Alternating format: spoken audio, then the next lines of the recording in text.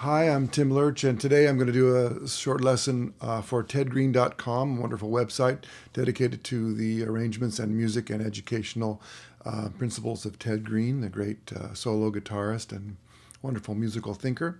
I haven't done one of these in a while, so I'm very pleased to be back, and thank you to Paul Vachon and all the other guys over at tedgreene.com for inviting me to do this. Today's tune is I Cover the Waterfront, and it's a pretty straightforward arrangement by Ted, although it's not without its difficulties, as you might have seen in the opening passages. I'm going to go through the arrangement and talk about some alternatives, because one of the things that happens with these things is he starts out simple, then he gets a little bit more difficult at the end, and you might find that you wish there were some alternatives. So I hope to be able to provide some alternatives for you. The tune starts on the second beat, so although Ted wrote this, I put a little harmonic to move the melody over by one beat, so I just say. Now right off the bat, if you're new to these pages, there's a line, a squiggly line going from the root of the A7/6 over to the A7 plus. In other words, A13 to A7 sharp 5. That just means sustain the root ringing while you move the voice. And that's really a key to Ted's general principles and general playing, is that he's not clumping around a bunch of boxes. He's often moving very fluidly, letting notes ring and moving notes against them. And that's really a key thing that you should strive for. So we get that beautiful... And then we go to the songs in the key of G. So we start, oddly, there are not very many songs that's in the key of G that start right on an E minor chord, but it's not without precedent. So 6, 2 dominant, and then to 2 minor. And then there's an alt. On this D13, I would actually prefer D7 flat 9 or D13 flat 9, sorry, because I love the way the voices are moving here.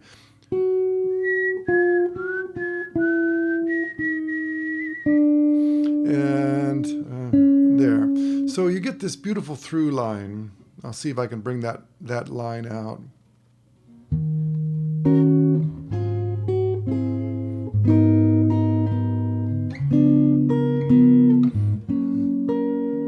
Okay, so E minor 11, or E minor 7 actually, sorry. A13, A augmented, or A7 sharp 5. And then I displace this melody a little bit just to make it more, hopefully a little more elegant. And then this bass note by itself. And then this C/9, otherwise known as C add 9.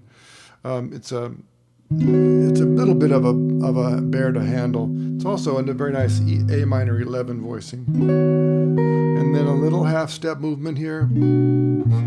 2 conventional fingered chords, C minor 7 to B minor 7. And then we get to the 6th chord with a low E open. Then 2, 3, 4, lovely C major 13. Notice he says to play that melody note twice. And then this is a little bit of a hard move, D13. And then while everything is ringing, move those 2 notes and then to the G with the D on the melody. Then it says fill, and I played something like this. And that's just 1, 4, 3, then a 2, 5 of 6. And then he does this lovely thing here. 2 harmonics. And he says to finger this A7 augmented like this, which makes sense. All about the smooth voice leading and also the ringing of notes that we don't want them to be interrupted. And then here's a George Van Epp's 5th finger slant technique. So here's how I get it. You play the D sus. That's not a very difficult chord to play. Then tilt your first finger over to get that melody. And then, okay, Okay, so I'll play that passage again.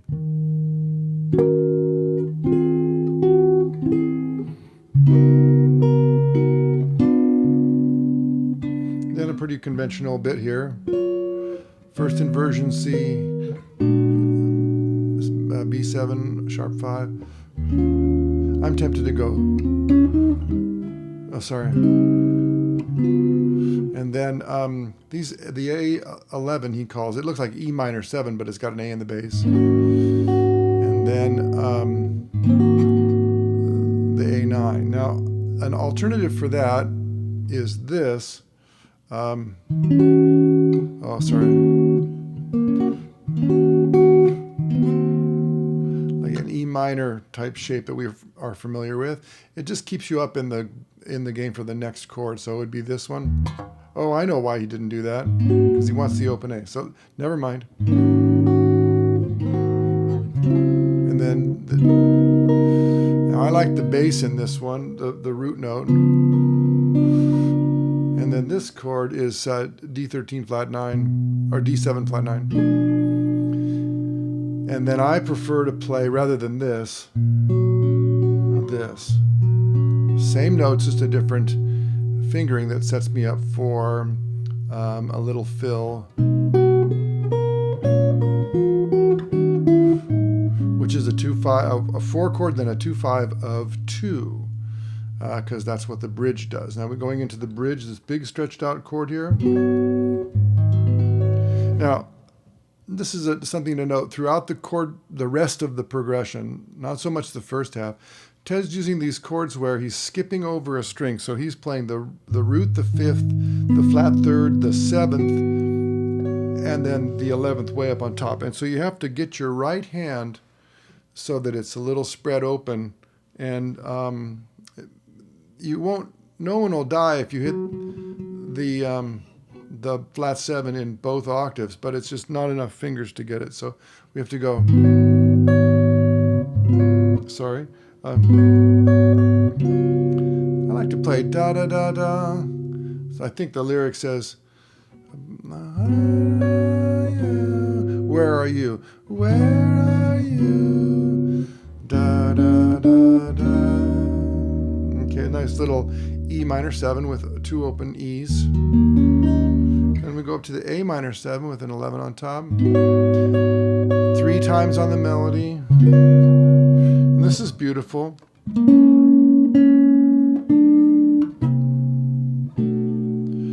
Okay, I'll play that part again where it's a G. Think of a G major 7th chord, like this maybe. Raise the root to the 9, hit the 5th again, and then little contrary motion.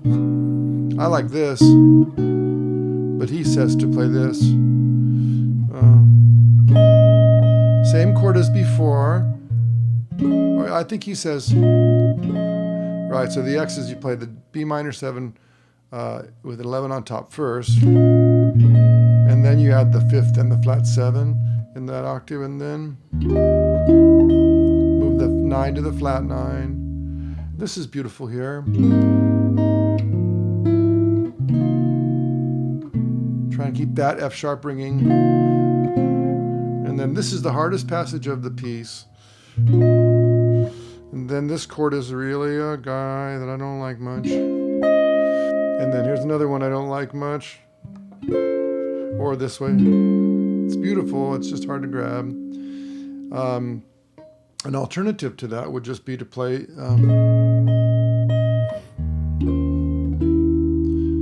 okay, that's just a B minor 11 and then an E 7 flat 9. You know, Ted didn't want to play the same thing every time.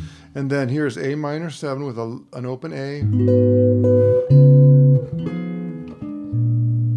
And then here's a slight reharmonization of the thing, again with spreads in the right hand. Oh, sorry.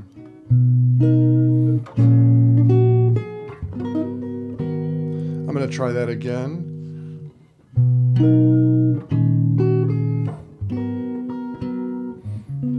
An alternative chord here is just A flat 7 with a sharp 9, which I prefer actually. So it's this way.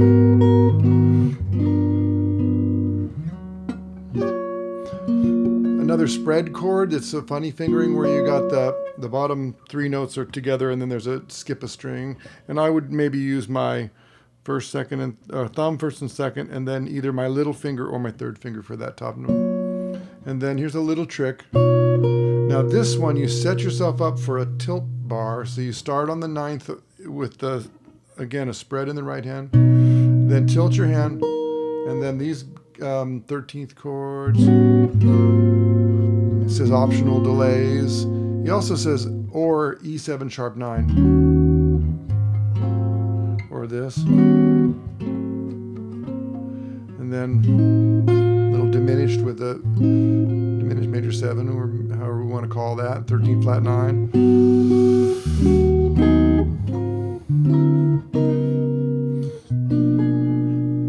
And then it says to G or, meaning you could say and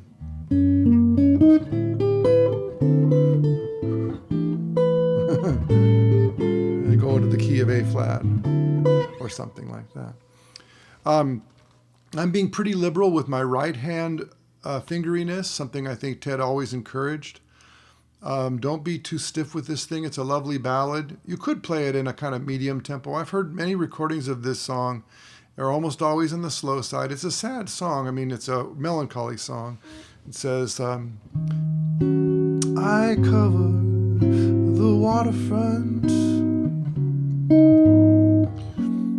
in search of my love, and I'm surrounded or covered by the starry sky above.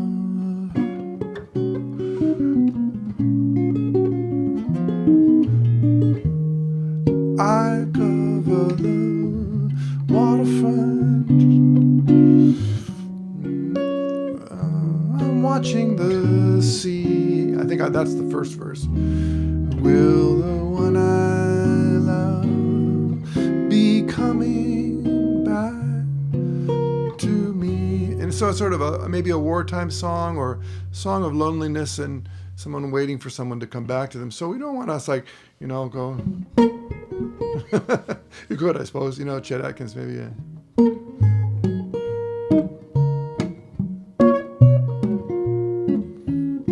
Maybe. Anyway, I like to try and listen to the lyric and understand what the song is. So don't feel bad about playing this in a kind of melancholy mood, which makes it a little easier to play some of these difficult passages at a slow tempo. Okay, the page is on tedgreene.com for the month of February, and I appreciate you spending a little time with this, and also please support tedgreene.com.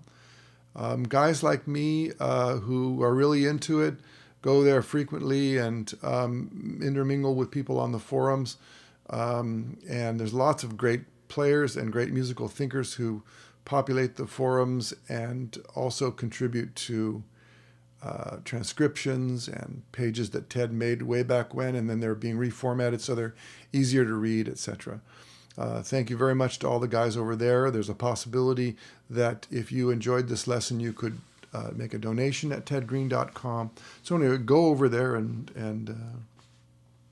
enjoy it, and use it, utilize it. That's what Ted probably would have wanted. I can only guess about that, but I think it's true.